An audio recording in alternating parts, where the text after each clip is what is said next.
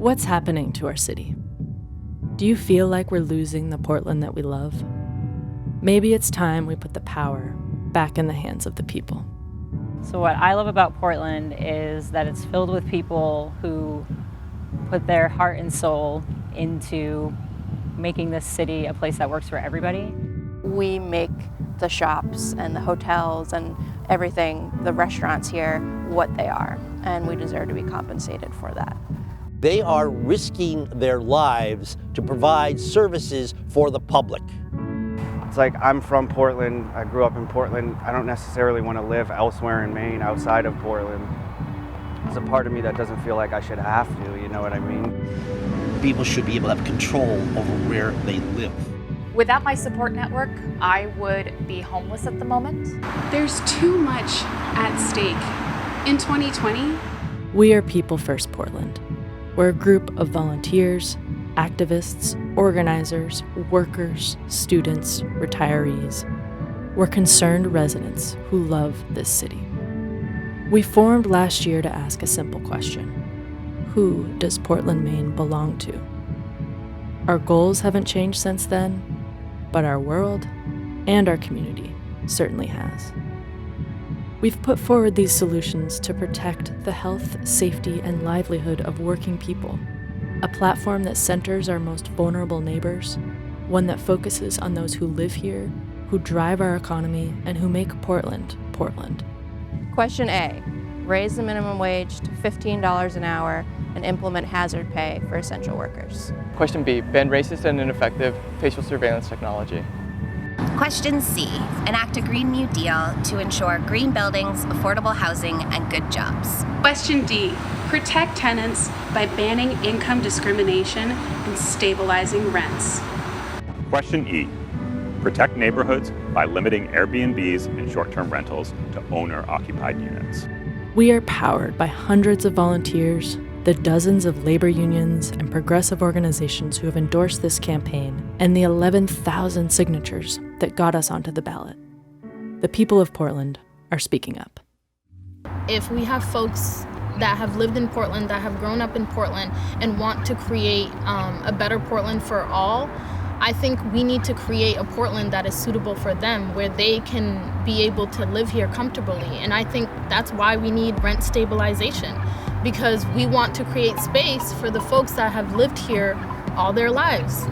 We should be taking care of our tenants and our unhoused folk first and foremost, because we talk about how they're our most vulnerable members of our community, but then we don't prioritize them. And we're not as strong as an industry as we used to be. And if you're not strong, you can't protect what you have, and someone else is going to take it. And as you saw in Boston, the developers have taken the last of their waterfront. That's had an impact on us big time. Because so many properties now are being purchased and turned into commercial ventures without consideration for the need for housing for the people who live and work here.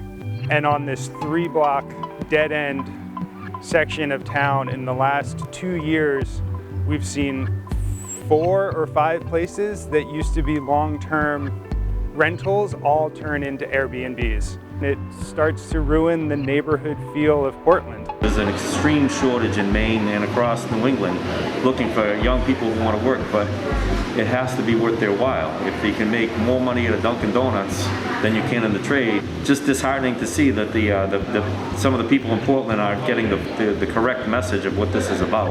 A lot of times I got to go down to Massachusetts to work to make this money and to make my health insurance for my family. And to survive, I had to work at Otto, Starbucks, Cash Star, and J. Henry Salon simultaneously.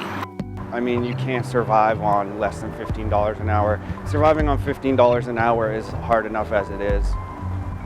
Anything less than that is just, an adult human can't survive on less than that, and especially in a city like Portland where things are so expensive now. So now that it's fall, all the folks in the unhoused community have their vouchers. Folks that have been there for months, very long time, they finally have their vouchers, and then they don't have enough support finding a place, and it's hard to find a place because landlords find any loophole to not accept people with vouchers because we're othered or we're homeless, you know? I really want this to be a place where people can get great jobs. And a Green New Deal is a great way to make that happen. You know, I hear the council and other community leaders saying, Black Lives Matter, but this seems like a really simple, straightforward, easy thing to do, to just oppose facial recognition technology. It just, you're saying it and then you're doing another thing. But what we need to make Portland a safe and prosperous community are people who know that they're not going to wake up tomorrow and be thrown out of their house. People that are going to wake up tomorrow and go to a job that pays them enough money to live their life. The people who add all of these things that we're proud of to this city, if they can't participate in the local economy, then who is the city really for? Or is this just going to be Disneyland? Empty. A caricature of itself that will eventually collapse. If the artists can't afford to live here, then what is Portland going to have to offer? In this unparalleled moment, it is the collective wisdom, expertise, and power of the people of Portland that will create the solutions we need. These are simple ideas about how we move forward together, how we sustain this community, and how we do our part for the greater good of all who live here. When you cast your ballot, we hope you'll vote for people first, and we hope you'll vote to protect the city we love. Vote yes on questions A, B, C, D, and E.